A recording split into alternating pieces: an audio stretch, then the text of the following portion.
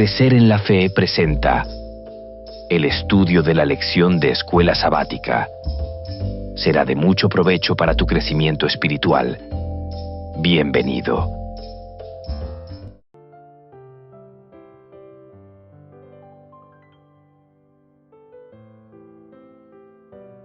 El ministerio de Jesús estuvo centrado mayormente en Galilea, especialmente en el lago o mar, de aproximadamente 21 kilómetros de largo y 13 de ancho, y en sus alrededores.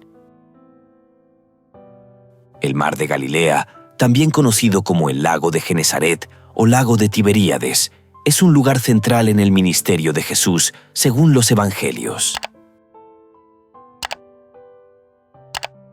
Alrededor de este lago se encuentran varios sitios significativos donde Jesús realizó su ministerio: Capernaum, Betsaida, Magdala, Betania, Tiberíades, Gadara o Gerasa, Genesaret.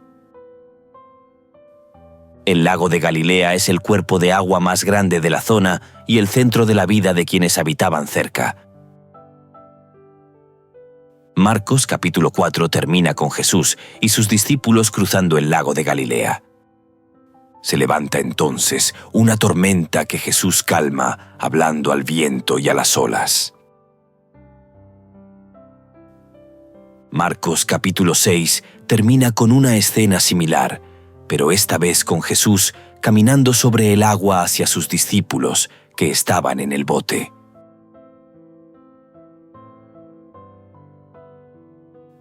Entre ambas escenas en el agua, la de Marcos capítulo 4 y capítulo 6, hay historias y numerosos milagros que Jesús hizo en tierra. Las historias y los milagros que son el tema de estudio de esta semana son: Jesús calma la tormenta, el endemoniado de Gadara, Jesús resucita a la hija de Jairo, Jesús sana a la mujer con flujo de sangre, la misión de los 12 apóstoles, la decapitación de Juan el Bautista, el milagro de la multiplicación de los panes y de los peces. Jesús camina sobre el agua.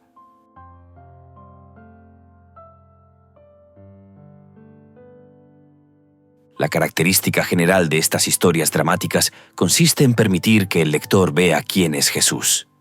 Jesús es aquel que puede calmar una tormenta, restaurar la vida de una persona endemoniada, sanar a una mujer que simplemente toca su manto, resucitar a una niña, alimentar a 5,000 personas con unos pocos panes y peces, caminar sobre el agua, predicar en su propio pueblo, enviar a sus discípulos a una misión evangelizadora.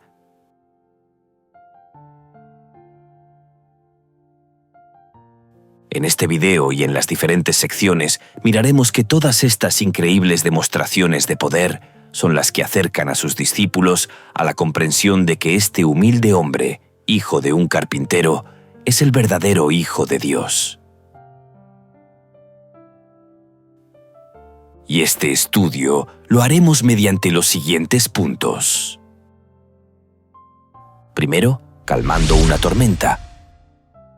Segundo, ¿puedes oír un susurro por encima de un grito? Tercero, en la montaña rusa con Jesús. Cuarto, rechazo y aceptación. Quinto, una clase diferente de Mesías.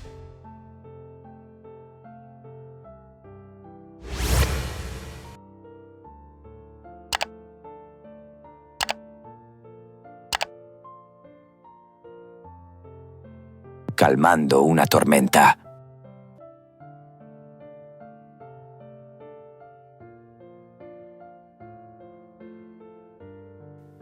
Marcos capítulo 4, versículos 35 al 41, narra una historia fabulosa, la cual Jesús nos deja ricas lecciones sobre quién es Él. Jesús calma la tempestad. Aquel día, cuando llegó la noche, les dijo: «Pasemos al otro lado». Y despidiendo a la multitud, le tomaron como estaba, en la barca, y había también con él otras barcas. Pero se levantó una gran tempestad de viento y echaba las olas en la barca de tal manera que ya se anegaba.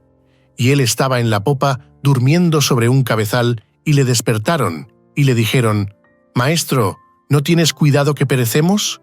Y levantándose, reprendió al viento y dijo al mar: «Calla, enmudece». Y cesó el viento y se hizo grande bonanza. Y les dijo: «¿Por qué estáis así amedrentados? ¿Cómo no tenéis fe?». Entonces temieron con gran temor y se decían el uno al otro: «¿Quién es este, que aun el viento y el mar le obedecen?».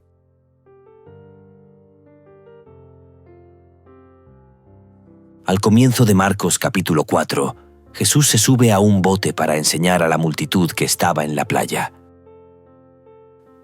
Otra vez comenzó Jesús a enseñar junto al mar, y se reunió alrededor de él mucha gente, tanto que entrando en una barca se sentó en ella en el mar, y toda la gente estaba en tierra junto al mar. Luego Jesús desciende del bote para conversar con los discípulos en privado. Tras un largo día de instrucción, los discípulos toman consigo a Jesús en el bote como estaba, es decir, muy cansado. Él se duerme inmediatamente sobre una superficie mullida que estaba tal vez en la popa del barco. Una gran tormenta se desata en el lago y el bote corre peligro de naufragar. Los discípulos despiertan a Jesús, quien drásticamente ordena al viento y a las olas que cesen.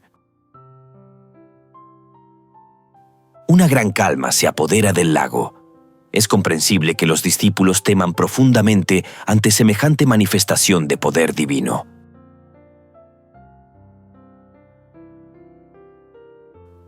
Esta historia nos enseña lo siguiente.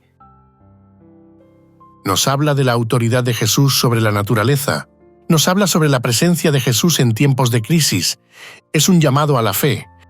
Esta historia es una revelación de la identidad de Jesús. Sobre la primera enseñanza de esta historia, podemos decir lo siguiente. Esta historia muestra la autoridad y el poder de Jesús sobre las fuerzas de la naturaleza, destacando su naturaleza divino-humana. Su capacidad para calmar la tormenta con una simple orden es un testimonio de su control soberano sobre el mundo creado. Sobre la presencia de Jesús en tiempos de crisis. La presencia de Jesús en la barca, incluso mientras dormía, sugiere que su presencia es suficiente para brindar seguridad y paz, incluso en medio de situaciones caóticas. En cuanto al llamado a la fe, Jesús desafía a los discípulos a tener fe, incluso cuando las circunstancias parecen abrumadoras. Su pregunta sobre su falta de fe implica que confiar en Él es clave, aun cuando la situación parece desesperada. Por último, en cuanto a la revelación de su identidad, la pregunta de los discípulos sobre quién es Jesús refleja un creciente reconocimiento de su identidad.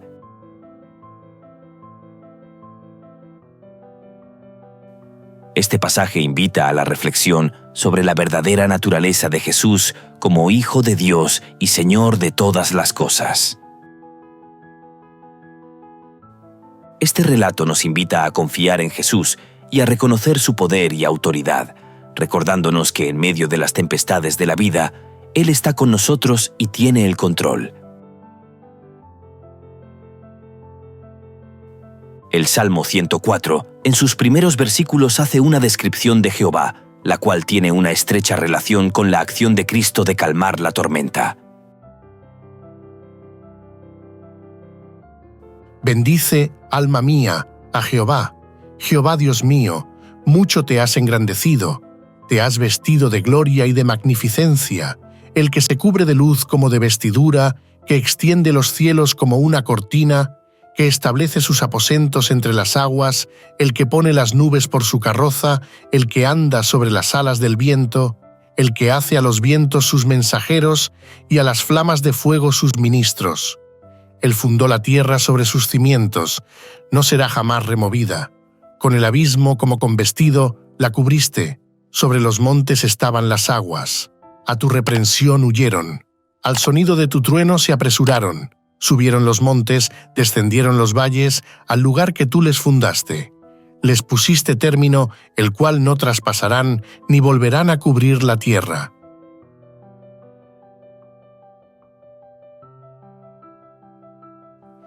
Este pasaje del Salmo 104 describe a Jehová con imágenes poderosas y majestuosas, tales como grandeza y majestad. Jehová es grande y se reviste de gloria y majestad. Que Jehová tiene el control sobre la naturaleza, sobre la luz y cielos, sobre las aguas, sobre el viento y fuego. El Salmo resalta el dominio de Jehová sobre las aguas. El Salmo menciona que las aguas huyen a su voz y se establecen límites para que no pasen. La historia de la tormenta calmada en Marcos capítulo 4 armoniza con un patrón común en la Biblia, el de una teofanía, es decir, la aparición o manifestación de Dios o de uno de sus ángeles, con 5 características principales. La primera, demostración de poder divino. En la historia, Jesús calma la tormenta mostrando su autoridad sobre la naturaleza. Segunda, temor humano. Los discípulos sienten gran miedo debido a la tormenta y la presencia de un poder tan grande. Tercera, exhortación, no temas. Jesús pregunta a sus discípulos, ¿por qué están tan asustados? Equivalente a decir, no teman. Cuarta característica, las palabras de la revelación por la que Dios o el ángel aparecieron. En la historia, este elemento falta directamente, lo que juega un papel importante en el tema de revelación secreto en el libro de Marcos. Quinto, respuesta humana a la revelación. En la historia, los discípulos se preguntan, ¿quién es este que hasta el viento y el mar le obedecen? Mostrando su asombro y búsqueda de comprensión. Ahora, veamos el significado del elemento faltante. En la historia de Marcos vemos que no hay una revelación explícita. ¿Sabes qué es revelación explícita? La revelación explícita se refiere a una declaración clara y directa de información o verdad, sin dejar lugar a dudas o interpretaciones. En un contexto bíblico o teológico, se trata de una comunicación directa y abierta de la naturaleza, propósito o identidad de Jesús. La ausencia de una declaración explícita de quién es Jesús invita al lector a descubrir la verdad. La pregunta de los discípulos lleva al lector a reconocer a Jesús como el Hijo de Dios, el Señor. Esta estructura destaca el poder de Jesús y su identidad divina, a la vez que involucra al lector en el proceso de descubrimiento de su verdadera naturaleza a lo largo del Evangelio de Marcos. Recuerda, la acción de Cristo al calmar la tormenta en Marcos, capítulo 4, refleja el mismo dominio sobre la naturaleza que se le atribuye a Jehová en Salmos 104. Esto sugiere que Jesús comparte la misma autoridad y naturaleza divina, subrayando su identidad como el Hijo de Dios, capaz de ejercer el poder soberano sobre la creación.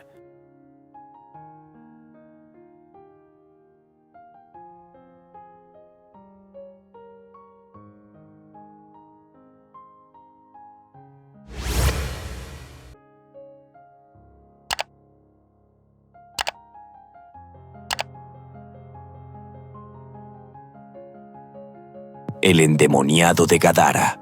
¿Puedes oír un susurro por encima de un grito?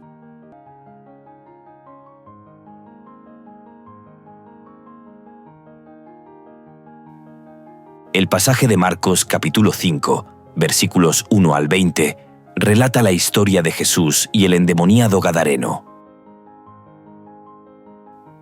A través de este asombroso relato, podemos aprender lecciones importantes sobre el gran conflicto, la lucha entre el bien y el mal, y el poder de Jesús. Si la noche anterior sobre el lago fue inolvidable, el arribo al día siguiente, a donde estaban los gadarenos, no fue menos impresionante.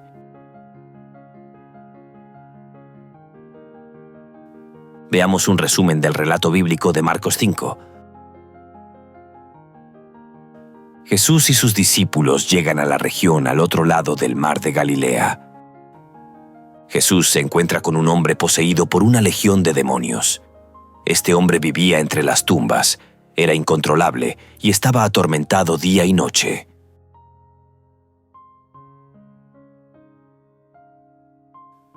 El relato habla de la interacción de Jesús con los demonios. Esta interacción comprende: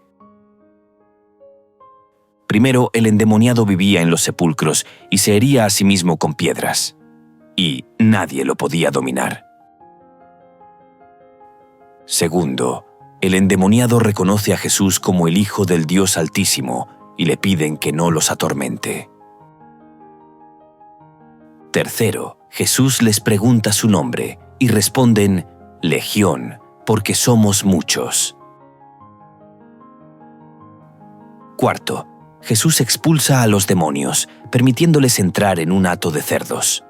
Cerca de 2000 cerdos se precipitaron al mar por un despeñadero y se ahogaron.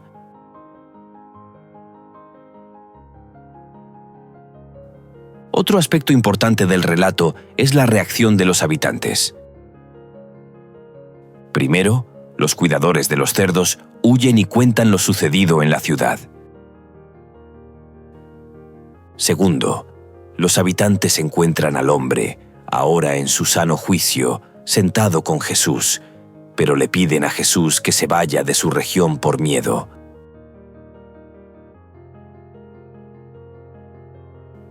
El relato habla de la misión del hombre sanado. En este aspecto vemos lo siguiente. Primero, el hombre sanado quiere seguir a Jesús, pero Jesús le instruye que se quede y cuente a su familia lo que el Señor ha hecho por él. Segundo, el hombre obedece y proclama en Decápolis las grandes cosas que Jesús ha hecho, maravillando a todos.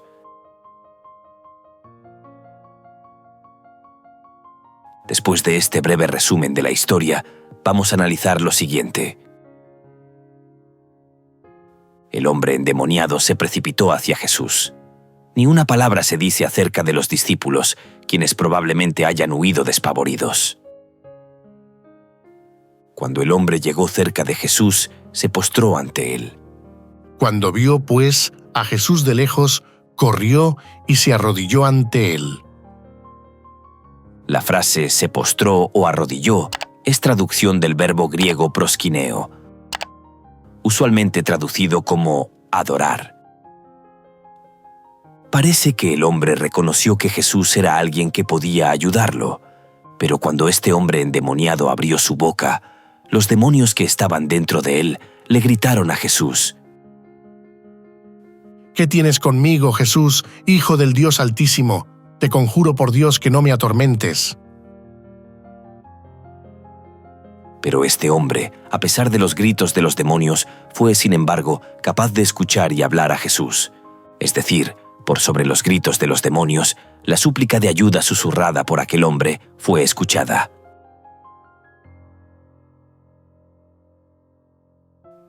Esta historia tiene dos características fundamentales. Primera característica: contiene numerosos elementos relacionados con la impureza o la contaminación ceremonial. De acuerdo con la ley del Antiguo Testamento, las tumbas y los muertos eran impuros.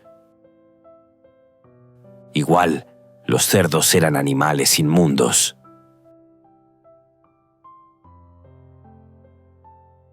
Segunda característica, la batalla entre el bien y el mal. La narrativa muestra un conflicto entre las fuerzas del bien, representadas por Jesús, y del mal, representadas por los demonios y Satanás. Veamos esta batalla. Jesús expulsa a los demonios. Esto representa una victoria para el bien, 2 puntos para Jesús. Los demonios matan a los cerdos. Este acto simboliza un triunfo para el mal, 2 puntos para Satanás. Los habitantes piden a Jesús que se vaya. Esto se ve como una victoria para el mal, 2 puntos para Satanás. Jesús envía al hombre sanado como testigo. Esta acción resulta en un triunfo para el bien, 3 puntos para Jesús.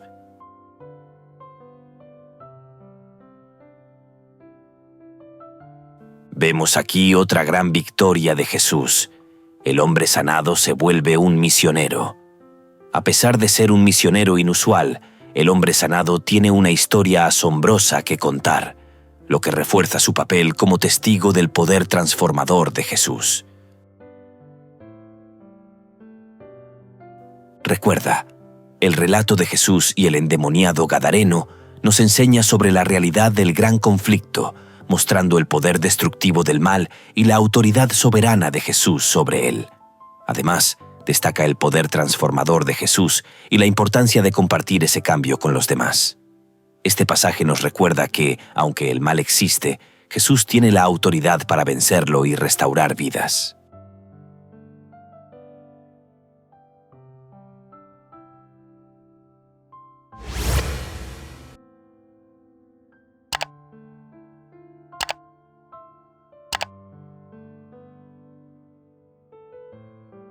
La hija de Jairo y la mujer con flujo de sangre. En la montaña rusa con Jesús.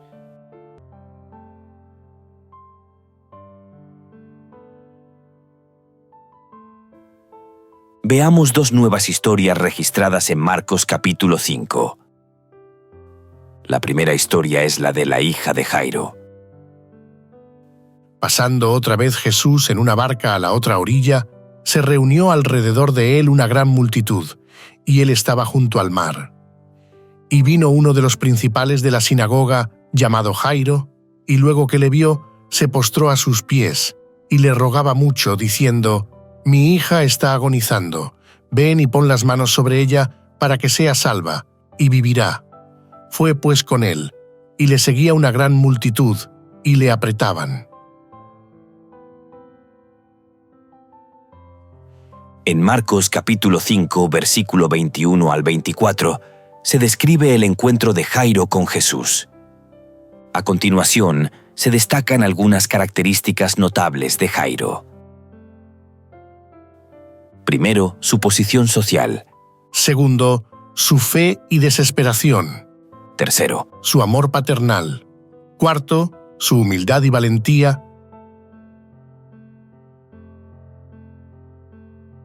Jairo, un líder respetado de la sinagoga, muestra profunda fe y desesperación al acercarse a Jesús, rogando por la sanación de su hija.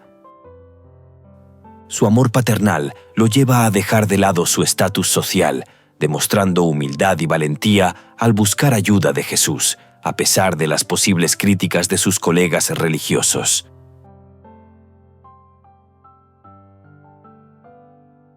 Estas características resaltan a Jairo como un hombre de fe, amor y humildad, dispuesto a hacer todo lo necesario por el bienestar de su hija. El ruego de Jairo resulta comprensible para cualquier padre. Su hija está agonizando, pero tiene fe en que Jesús puede ayudarlo.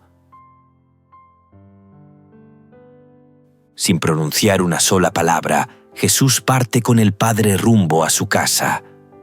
Pero sucede algo que interrumpe la marcha hacia la casa de Jairo. Veamos.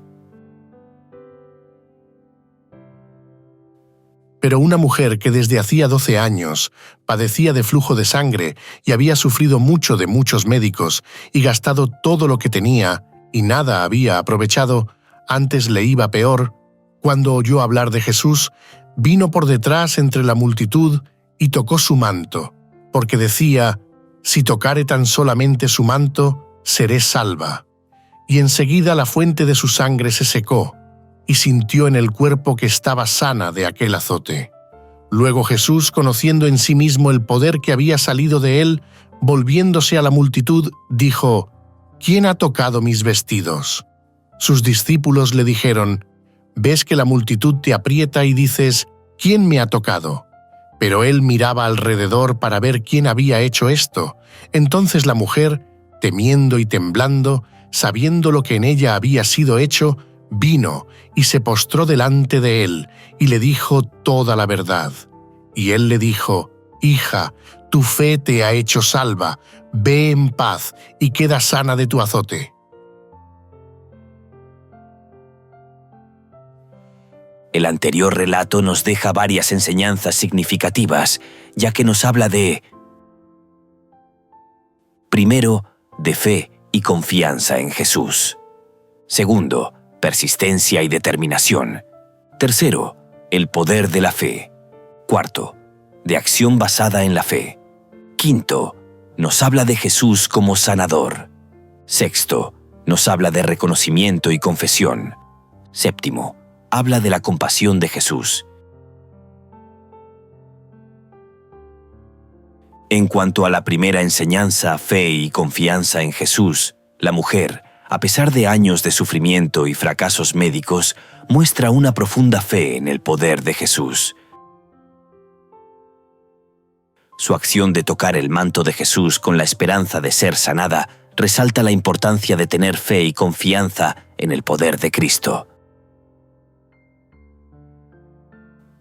Sobre la persistencia y determinación, podemos decir que a pesar de su enfermedad prolongada durante 12 años y de haber agotado sus recursos, la mujer no se rinde.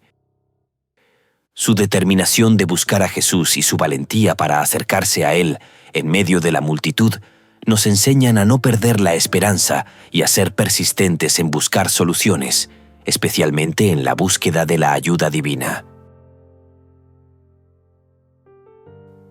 Tercero, el poder de la fe. Jesús le dice a la mujer que su fe la ha sanado. Esto destaca que la fe es un canal poderoso para recibir el poder y la gracia de Dios en nuestras vidas. Cuarto, de acción basada en la fe. La fe de la mujer no es solo un sentimiento interno, se traduce en una acción concreta al acercarse y tocar el manto de Jesús. Esto nos enseña que la verdadera fe a menudo requiere acciones que reflejen esa creencia. Quinto, nos habla de Jesús como sanador. El relato muestra a Jesús como una fuente de sanación y liberación. Nos recuerda que podemos acudir a Él en busca de ayuda y sanación, tanto física como espiritual. Sexto, nos habla de reconocimiento y confesión. Después de ser sanada, la mujer confiesa abiertamente lo que hizo. Esta confesión y la respuesta de Jesús subrayan la importancia de reconocer y dar testimonio de la obra de Dios en nuestras vidas. Séptimo, habla de la compasión de Jesús. La respuesta de Jesús al buscar quién lo tocó y al hablar con la mujer muestra su compasión y cuidado por los individuos, especialmente por aquellos que son marginados o sufren en silencio.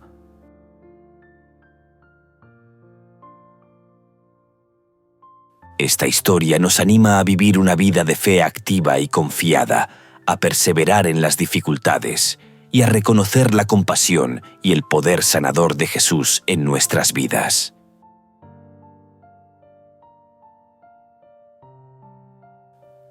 Volviendo a la historia de Jairo, también su experiencia fue un viaje vertiginoso para este principal de la sinagoga.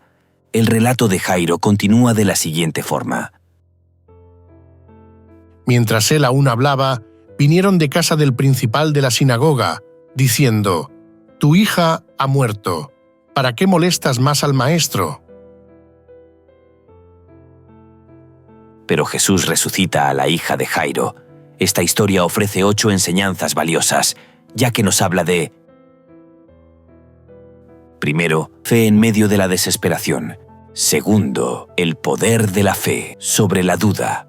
Tercero, Jesús tiene poder sobre la muerte. Cuarto, intimidad en los milagros.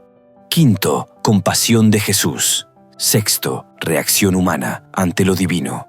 Séptimo, Jesús como fuente de vida. Octavo, silencio y humildad en los milagros.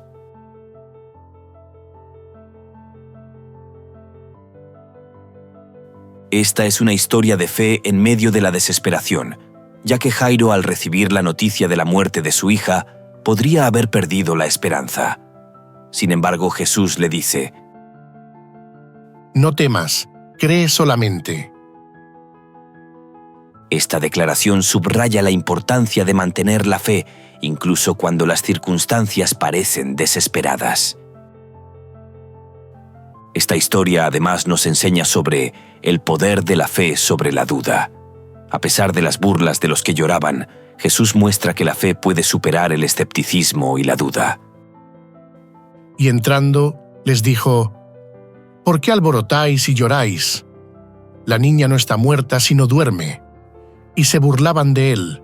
Mas él, echando fuera a todos, tomó al padre y a la madre de la niña y a los que estaban con él, y entró donde estaba la niña. Jesús nos enseña a confiar en el poder de Dios, incluso cuando otros no lo hacen. Nos habla que Jesús tiene poder sobre la muerte, ya que Jesús, al resucitar a la niña, demuestra su poder absoluto sobre la muerte, afirmando su autoridad y recordándonos que nada es imposible para Dios.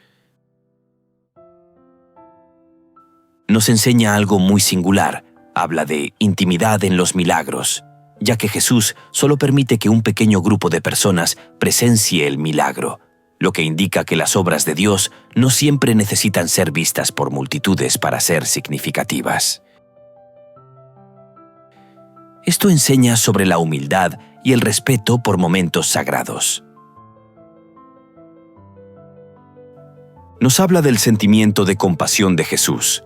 Jesús muestra sensibilidad hacia el dolor de la familia. Su instrucción de darle de comer a la niña después de resucitarla muestra su cuidado y compasión por las necesidades humanas básicas.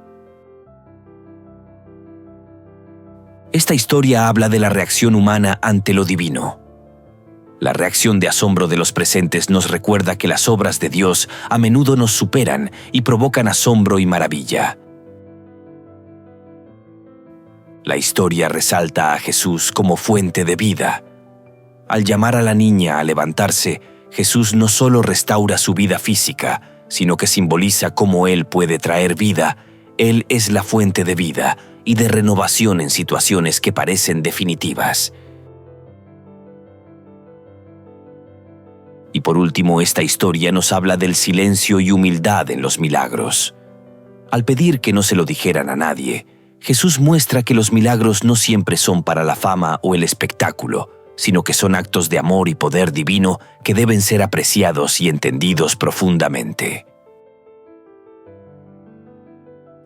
La orden de que nadie lo supiese es parte del patrón teológico Revelación Secreto que recorre el Evangelio de Marcos y que apunta a quién es Jesús, algo que, en última instancia, no puede permanecer oculto. Recuerda, estos dos relatos que vimos en este video nos anima a mantener la fe ante las adversidades, a confiar en el poder transformador de Jesús y a valorar profundamente nuestra relación íntima con Dios.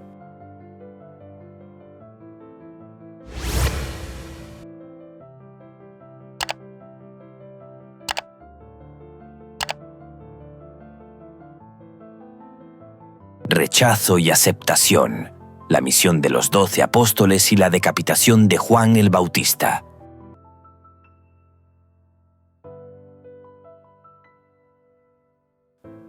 Marcos inicia el capítulo 6 de su Evangelio resaltando que Jesús fue rechazado por la gente de su propio pueblo.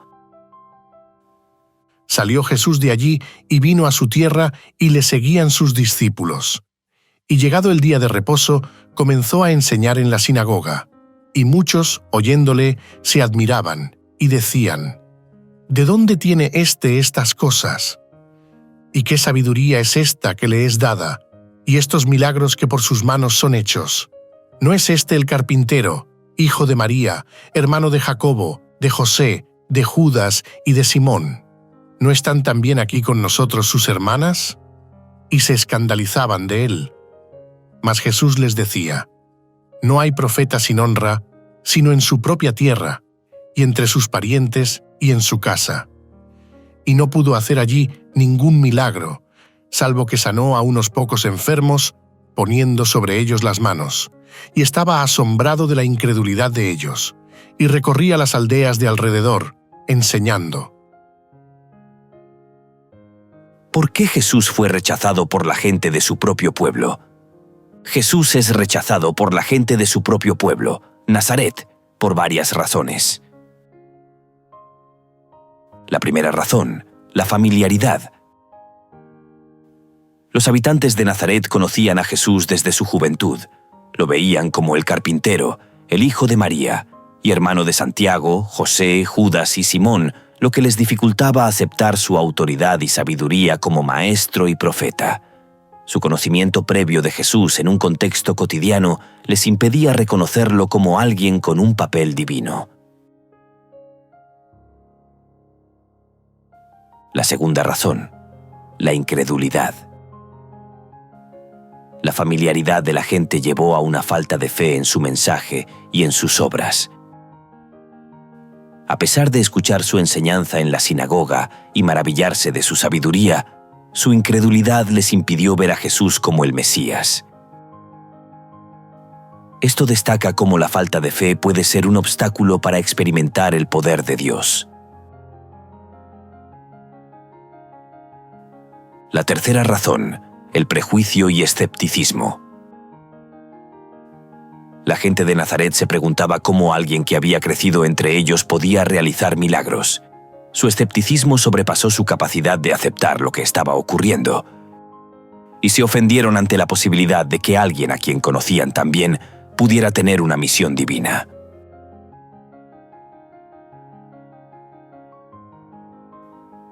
Marcos continúa el capítulo 6, los versículos 7 al 30, presentando dos acontecimientos significativos que contrastan entre sí. El primer acontecimiento es la misión de los 12 apóstoles. El segundo acontecimiento es la decapitación de Juan el Bautista. A continuación, se describen las diferencias y el contraste entre estos dos acontecimientos. Iniciemos con el primer acontecimiento, la misión de los 12 apóstoles. Aquí se resaltan los siguientes aspectos. Primero, envío y autoridad. Jesús envía a los 12 apóstoles de dos en dos, dándoles autoridad sobre los espíritus impuros. Les instruye a predicar el arrepentimiento, expulsar demonios y sanar a los enfermos. Segundo, dependencia y simplicidad.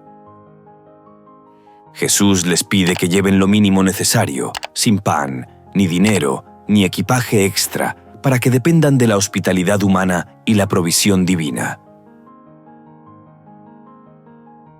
Tercero, éxito y crecimiento del reino. La misión es exitosa. Los apóstoles predican, expulsan demonios y sanan a muchos, lo que demuestra el crecimiento y la expansión del reino de Dios. Cuarto, confianza y protección divina. Los apóstoles confían en la protección y guía de Jesús mientras realizan su misión, experimentando el poder de Dios a través de su obediencia.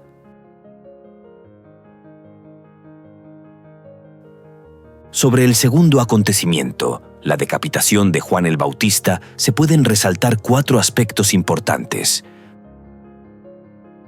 Primero, el encarcelamiento y martirio de Juan el Bautista. Segundo, el conflicto con el poder político. Tercero, tragedia y muerte. Cuarto, el costo del discipulado. En cuanto al primer aspecto, encarcelamiento y martirio, Juan el Bautista es arrestado y encarcelado por Herodes Antipas debido a su predicación contra el matrimonio de Herodes con Herodías, la esposa de su hermano. Hablamos de conflicto con el poder político, ya que la situación de Juan el Bautista contrasta con la misión de los apóstoles, ya que Juan enfrenta el conflicto directo con las autoridades políticas debido a su mensaje de verdad y justicia. En cuanto al tercer aspecto, tragedia y muerte, a diferencia de la expansión del reino a través de los apóstoles, la historia de Juan termina en su martirio. Herodías aprovecha una oportunidad durante la fiesta de cumpleaños de Herodes para pedir la cabeza de Juan, y Herodes, presionado por su juramento y por los invitados, accede a su petición. El acallamiento de la voz estentórea del Bautista ocurre mientras los 12 apóstoles proclaman su mensaje de arrepentimiento, así como lo había hecho antes Juan. Y sobre el cuarto y último aspecto, el costo del discipulado, la muerte de Juan el Bautista refleja el costo del discipulado y la valentía necesaria para proclamar la verdad, incluso frente a la oposición y la muerte. Estas historias paralelas apuntan a una futura crisis para Jesús y sus seguidores. El contraste principal entre estos dos acontecimientos es el siguiente. Estos dos acontecimientos destacan las diferentes realidades del ministerio en el contexto del reino de Dios.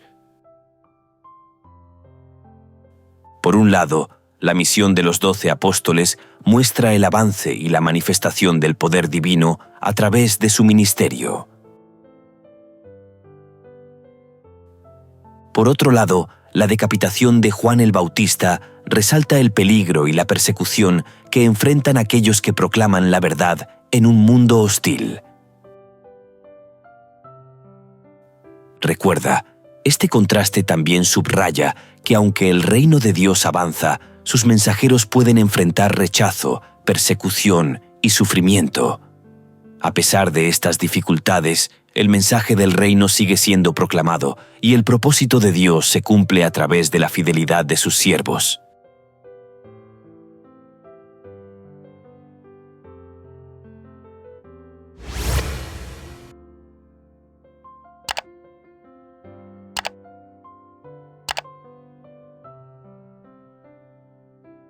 Una clase diferente de Mesías, el milagro de la multiplicación de los panes y de los peces.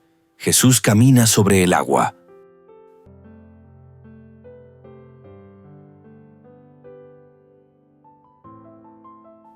Marcos capítulo 6, versículos 30 al 52, se narra una problemática que enfrentaron Jesús y los discípulos y las soluciones que les dieron. Lee Marcos capítulo 6, versículos 30 al 52, y luego responda la siguiente pregunta: ¿qué problemas enfrentaron Jesús y los discípulos y cómo fueron resueltos? En Marcos capítulo 6, versículos 30 al 52, Jesús y sus discípulos enfrentan un par de situaciones problemáticas, cada una con su propia resolución o solución. El problema número 1 fue la multitud hambrienta.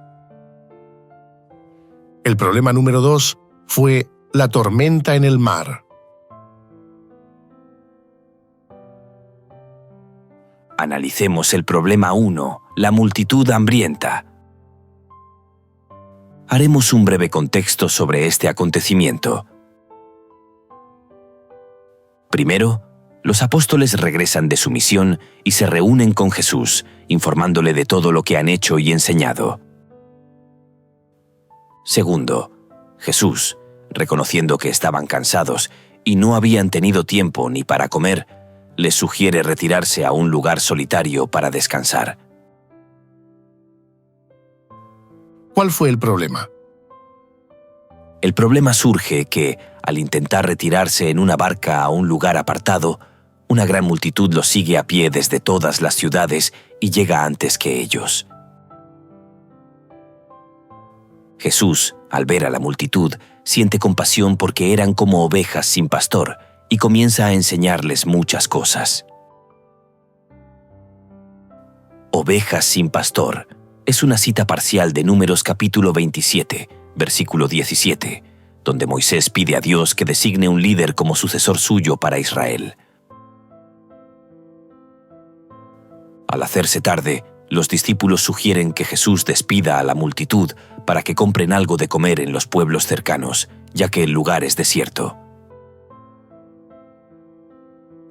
¿Cómo se solucionó esta situación? Primero, Jesús desafía a los discípulos diciéndoles que les den de comer. Segundo, ellos responden que no tienen suficiente dinero para comprar pan para todos. Los discípulos están pensando en términos humanos acerca de cómo resolver el problema. Tercero, Jesús pregunta cuántos panes tienen y descubren que tienen 5 panes y 2 peces. Cuarto, Jesús ordena que la multitud se siente en grupos sobre la hierba verde, toma los 5 panes y los 2 peces, levanta los ojos al cielo, los bendice y los parte. Quinto, Jesús soluciona el problema alimentando milagrosamente a la gran multitud. Los discípulos distribuyen el alimento a la multitud y todos comen y quedan satisfechos. Sexto, recogen 12 canastas llenas de los pedazos sobrantes y los que comieron fueron 5.000 hombres.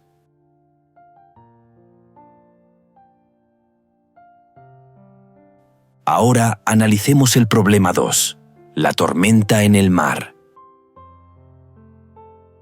Haremos un breve contexto sobre este acontecimiento. Primero, después de alimentar a la multitud, Jesús inmediatamente obliga a sus discípulos a subir a la barca e ir delante de él a Betsaida, mientras él despide a la multitud. Segundo, Jesús se retira al monte a orar. ¿Cuál fue el problema? Al caer la noche, la barca se encuentra en medio del mar y los discípulos luchan contra el viento contrario mientras reman. ¿Cómo se solucionó esta situación? Primero, Jesús, viéndolos desde la tierra, camina sobre el mar hacia ellos durante la 4ª vigilia de la noche. Segundo, los discípulos, al verlo caminar sobre el mar, se asustan y piensan que es un fantasma y gritan de miedo. Tercero, Jesús inmediatamente les habla y les dice: «Tened ánimo, soy yo, no temáis». Cuarto, Jesús sube a la barca con ellos y el viento se calma. Quinto, los discípulos están asombrados, ya que no habían entendido el milagro de los panes, pues su corazón estaba endurecido. Para terminar este video, respondamos la siguiente pregunta. ¿Qué enseñanzas nos deja estas 2 historias problemáticas? Nos deja 2 lecciones muy importantes para todo creyente. La primera lección nos habla de compasión y provisión. La segunda lección nos habla de fe y confianza en Jesús. En cuanto a la primera lección, compasión y provisión, Jesús muestra compasión por la multitud y provee para sus necesidades físicas, enseñando a los discípulos a confiar en la provisión divina, incluso cuando los recursos parecen insuficientes. En cuanto a la segunda, la fe y confianza en Jesús, al caminar sobre el agua y calmar el viento, Jesús demuestra su poder sobre la naturaleza y enseña a los discípulos y a todo creyente a tener fe y confianza en Él, incluso en medio de situaciones difíciles y aterradoras.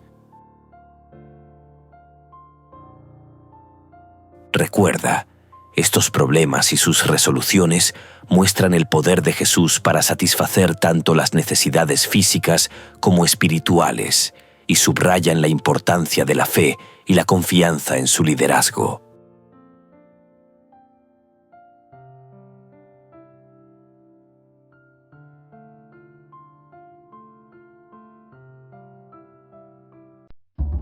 Crecer en la fe les invita y les motiva a seguir estudiando las Sagradas Escrituras a través de este material. Y recuerde suscribirte a nuestro canal, comentar, compartir, activar la campanita y darle like. Esto será de gran ayuda para el crecimiento de nuestro ministerio y así poder llegar a muchas personas más. Muchas gracias por tu apoyo. Dios te bendiga.